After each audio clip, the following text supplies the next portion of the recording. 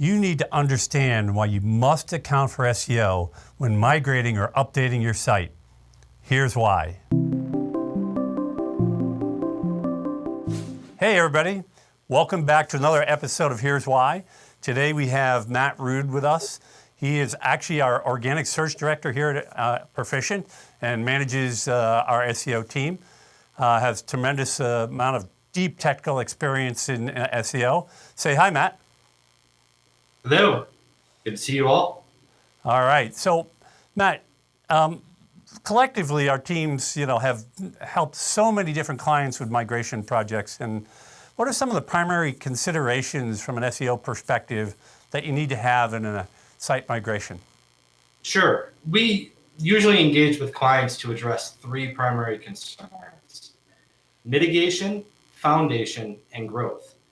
We need to mitigate traffic loss from an organic search perspective. We need to build a solid foundation for technical SEO advancement. And then we also have to have a path for growth. So we need to know the keyword targets, the search areas where we want to increase visibility after the site has been launched. So all those things are essential, I agree, but they're very different in terms of how they're accomplished. So let's start with the first one. How do you mitigate potential losses? Sure. Really what we want to try to do is preserve signals and properly allocate the strength that exists within the site. So what we try to do is understand what the site ranks for right now and why it ranks that way. And if we're able to preserve as much of that value as possible, we can carry it forward through an upgrade or a re-platform. We also want to understand any changes to the information architecture that may occur as part of the migration. And that's where we really look at the allocation of strength. So we're able to leverage different tools to model PageRank flowing throughout the site to make sure it goes to the most important pages and the ones that we want users and searchers to reach. So organizations often use migrations or upgrades as a time to tackle what we'll call technical SEO debt or clean up the crap and mistakes from the past. Why is it such a good time to do that? Yeah, every time that you relaunch or move a platform or a website, you have the opportunity to have a fresh start, to kind of take a fresh look at everything that's been going on. There's always cruft that's accumulated over time. A lot of these websites will make decisions that have implications for years. And this is a chance to go back and undo some of those poor choices or redo some work that had to be done because of limitations from a technical standpoint. We also see a lot of opportunity for cleanup or removing obstacles that maybe had previously existed. One of the places we focus a ton of attention is on faceted navigation and filtered navigation, right, because we're able to clean up duplicate or thin pages that are created as a result of that functionality. And if we're able to give a much more streamlined path to those pages that actually matter to both the search engines and the users, we see performance increase significantly. At this time, it's also the best opportunity to look at enhancements that maybe don't exist at this time. So adding in things like structured data, adding a shopping feed in many cases is something that's now possible using a new platform or a new technology. Yeah, and I actually really like the thing about the faceted navigation because we see that as a problem on such a large percentage of the sites that we look at. And given that you're replatforming or migrating the site, I mean, you're tinkering with all of that in the coding anyway, so it's not really any extra development work. But one of the other key things here, of course, is getting buy-in from the dev teams to do the work, because now there's this other party, this SEO team saying, well, you need to do this. And that can be challenging, but it's just really important to do a good job of helping them understand the benefits, maybe getting them back to understand, look, you're doing this migration or replatform of your site for a reason. So it's just, and that reason typically is to try to grow the business at some level. And, so this is a good opportunity to do a little selling and get them on board that listening to you as the SEO is going to have a benefit for the value of their work. That's kind of the way I think about that.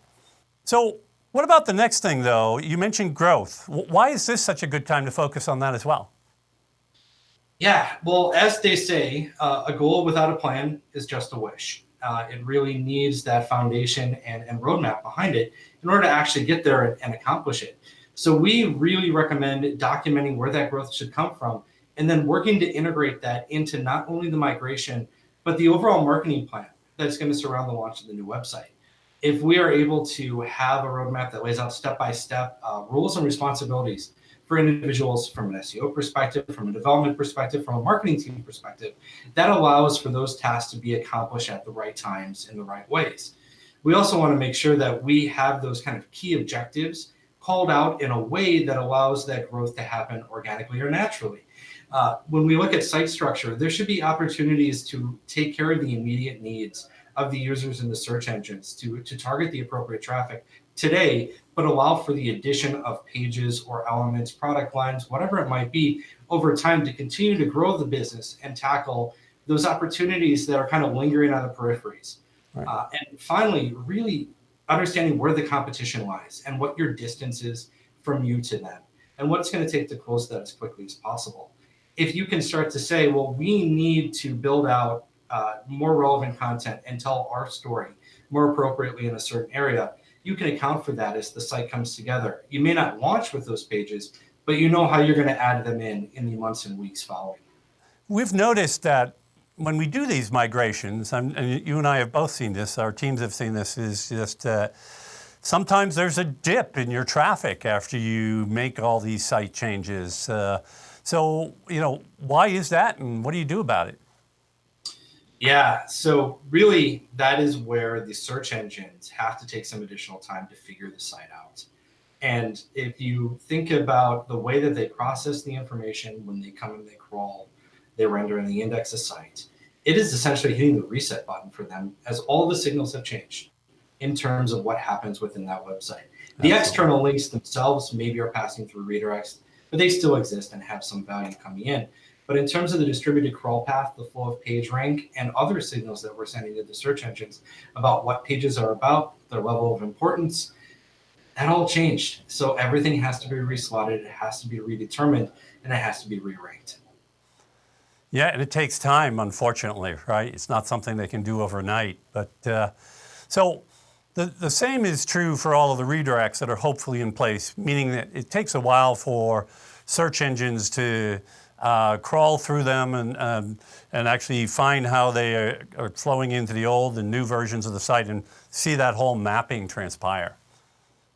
Yeah, and one of the issues that we often notice is how the puzzle can kind of fall apart. There's not always a one-to-one match. There are going to be pages that end up 404ing. There are going to be other pages where it's a close fit but not an exact fit, and you run the risk of a soft 404, which sends a signal that can definitely confuse the search engines as well and cause some of a dip. Those take time to process, and I think that we've noticed over time that the search engines have needed to see and crawl redirects a number of times before they will choose to respect them, as they've often been gamed and kind of manipulated previously. So that adds another level of time to that kind of processing. Yeah, that's right. And if things aren't done right, you can expect that drop to become even more severe and problematic for you. It's much easier actually to get things done right the first time. I always like to tell people, like, you can do it right or you could do it over. It's because it's such a common saying that everybody understands intuitively. And it's absolutely true in the case of handling a website migration. But thanks so much, Matt, for being with us today. And folks out there, hopefully you enjoyed this video. And if you did, please click on the subscribe button below so you can get more of them in the future. Thanks, everybody. Thank you.